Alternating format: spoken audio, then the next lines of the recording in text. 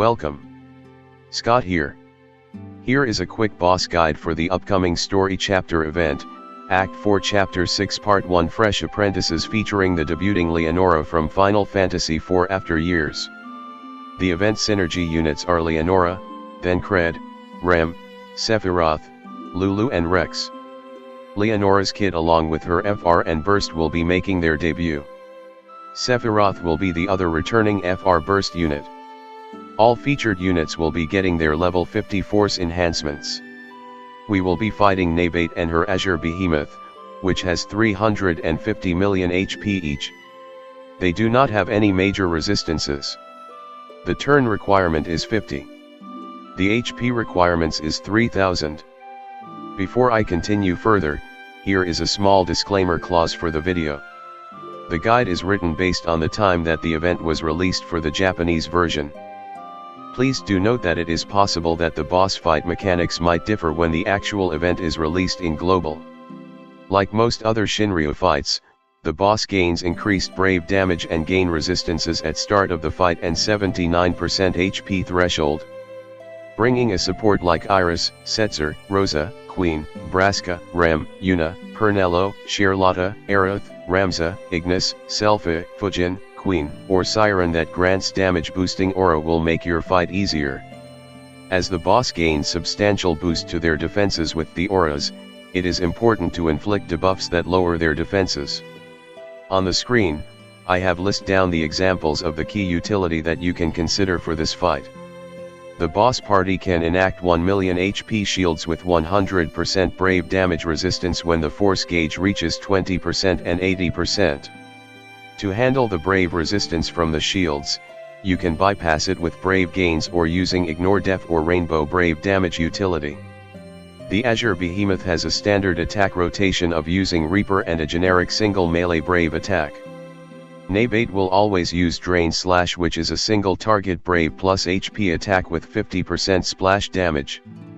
The attack will heals the boss party HP up to 30% damage deal by Nabaat.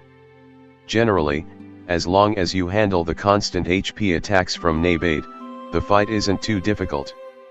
You can make use of counter units like Ruby Conte, Kelger, Beatrix, Orin, Core, Cater, or use trap-based debuff units, Ace, Quina, Maria, Minwoo. You can do boss no turns with the standard rush down team comp involving delay, launch and follow-up attacks. It is also worth noting that this fight features Crystal Sparkles time-limited mission, which will get you additional 750 Crystal Sparkles with a crystal color-based team comp. For example, if you finish the fight with Black Crystal Party involving Leonora, you can meet the Crystal Sparkles time-limited mission. As we are no longer have Lufania Plus fights, the boss guide will be focused primarily on Shinryu fights. In Shinryu, you need to understand the effects gained by the boss as the force gauge build up, its force ability and its force time effect. As your party has low force levels, it is highly certain that the boss force gauge will build up faster than yours. To have a better understanding on the basics of the force gauge mechanics and Shinryu fights, I have done a video explaining the mechanics. I have included the link to the video under the comments and video description for your quick reference. Throughout the fight, the boss will also gain 4% charge rate up when your party members act. When the gauge reaches 20% and above, the Azure Behemoth will trigger deploy shields, which will result 1 million HP shields applied on the party, and the party gains 100% brave damage resistances. You can easily handle the shields with Ignore Brave damage or Brave Cap damage due to the strengthened brave resistances. Alternatively, you can just ignore the shields with Brave gain mechanics. When the gauge reaches 80% and above, the Behemoth will trigger deploy shields again. The boss force gauge will build up faster as its HP is lowered. You can refer to the table on the screen for the percentages. At the 100% threshold, the Azure Behemoth will use its force ability, Cutting Edge, which is a guaranteed hit, reset break status, followed by an AoE melee brave plus HP attack. Upon using the force ability, the boss will enter into its force time, where the gauge will start to emit a red hue with a counter of 10 on its gauge. When the force time is activated, the boss will gain the following enhancements. The boss party raises their brave damage resistance by 100%. To deal the boss force weakness which remove the boss force time, you need use a magic FR that heals HP.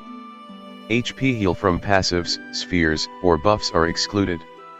Magic FR that heals HP are Leonora, Braska, Celtius, and Iroha. Now, let us go through the fight key mechanics. Like the recent battles, fight features minimal mechanics.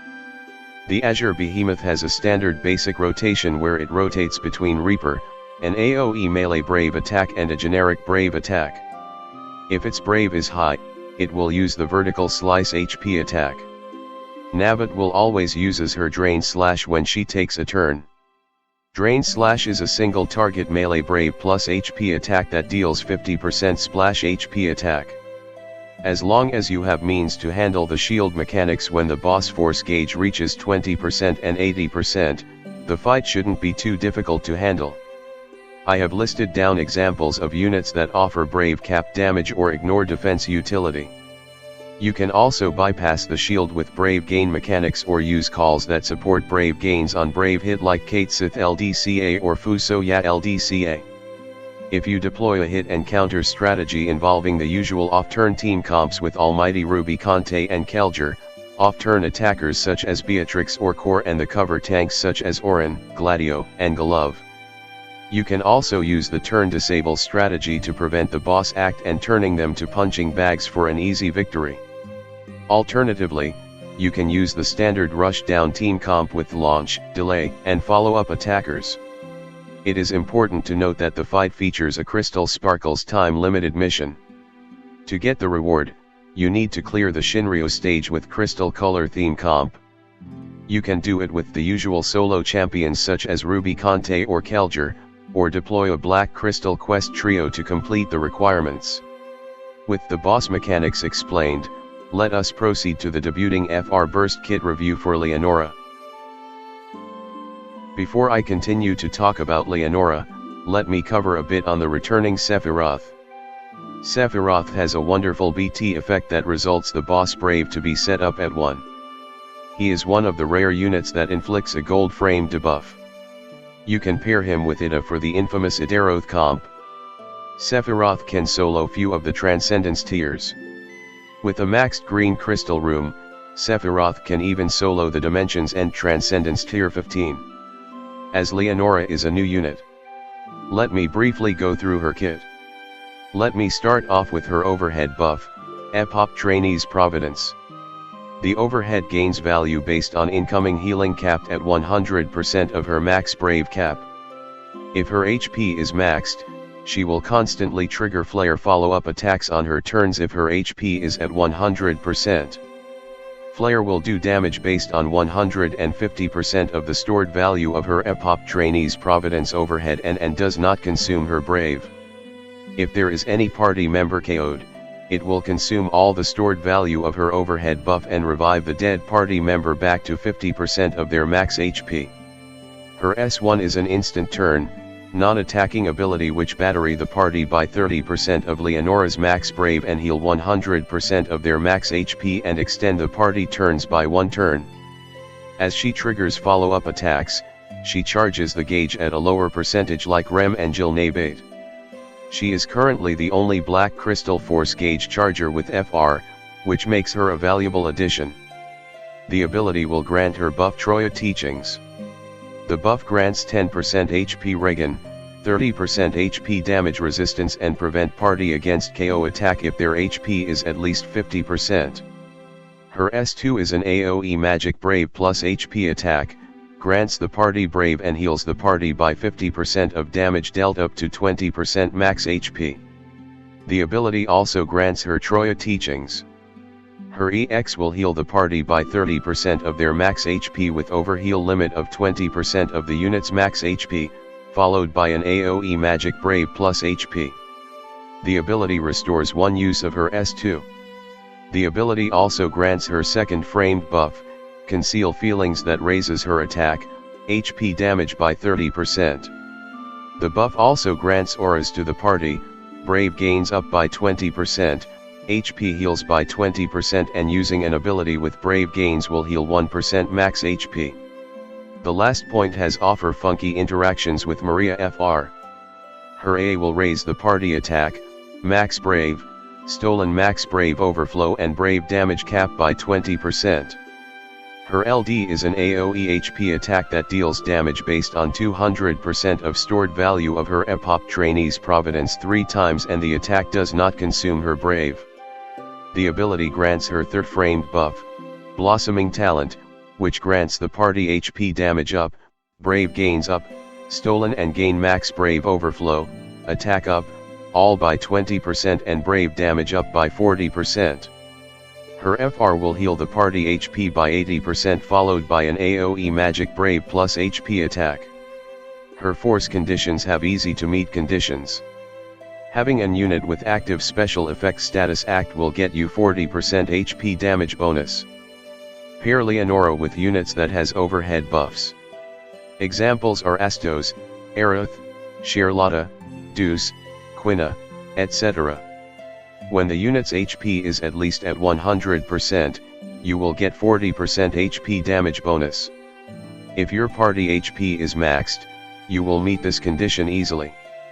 Leonora has decent HP regen auras and burst heal utility with her S1, S2, and EX. Generally, this is another generic FR to have with easy to meet conditions if you pair Leonora with allies with overhead buffs. As an echo, the FR provides nice burst healing utility. Let me cover a bit on her BT aura. The BT aura lasts for 8 turns. Like most BT auras, it will grant some standard party auras. It will raise the party Brave damage cap plus 50%, Brave gains plus 50%, HP damage plus 20%, attack plus 50%, and max Brave cap by 30%. The BT aura also provide effects on her overhead buff. It will raise the stored value cap by 200% of her max Brave cap, and the stored value does not decrease. If you used Maria FR and unit that could drains their HP like Arthen or Dark Knight Cecil, you can gain funky force time bonus gains due to the embedded mechanics from her EX Conceal Feelings buff. As both Arthen and Dark Knight Cecil does not grant Brave gains on their attacks, you need to make use of Brave gains up calls like Kate Sith LDCA or Fu Soya LDCA. Although it is a notable mechanic for exploitation, the use of it could be pretty impractical. So should I pull for Leonora? It really depends on your priority. She will help the Black Crystal group with her force gauge charging and great defensive aura utility. However, most people could probably completed the Black group with force gauge cancel strategy and using tanks like Zac or Orin to survive the boss force time, ignore force time mechanics with Quina or Setzer BT aura and nuking boss with Astos. Please be mindful that she is a 60% force gauge charger due to her flare follow-up mechanics. If you want a designated force charger, Ignis, Yuna, Deuce, Aerith, Rosa, or even Lunafreya will be better options than her for that utility. With this, I have come to the end of my boss guide presentation. Hopefully you find it useful. If you like the video, please give a like. Please subscribe to my channel for future gaming content. Good luck for the fight in the coming days. Bye.